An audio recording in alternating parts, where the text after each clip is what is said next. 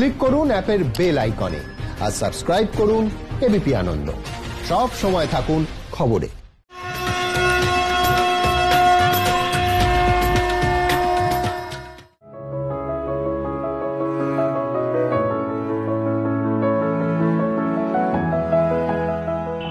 তম বর্ষে এই মুহূর্তে বোসপুকুর তালবাগান।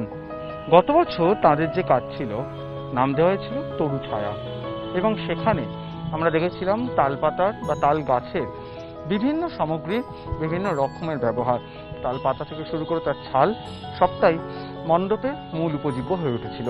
আর এবছর থিম বন্ধন শুনে মনে হচ্ছে এই সময়ের জন্য হয়তো খুব উপযোগী একটা থিম, যেখানে আমরা মানে দূরে থেকেও হয়তো কাছে থাকার গুরুত্ব রয়েছে। আপনারা কিভাবে ভেবেছিলেন?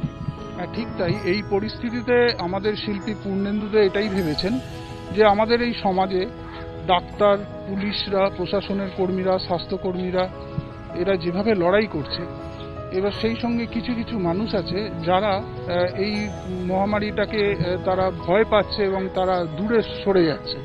তা এই সব মিলিয়ে যাতে এই মহামারীটাকে মোকাবিলা করা যায় করছি আমরা, তা সেইটাকে আমরা বন্ধনের মাধ্যমে সবাই যাতে সবাইয়ের কাজে লাগি, সবাই যাতে সবাইয়ের উপকারে আসে, তা সেইটাই আমরা সমাজের সবার জন্য, সমস্ত মানুষের জন্য আমরা সেই প্রার্থনা করতেই আমরা এই বন্ধন নামটা দিয়েছি বা এইভাবেই করছি আমরা।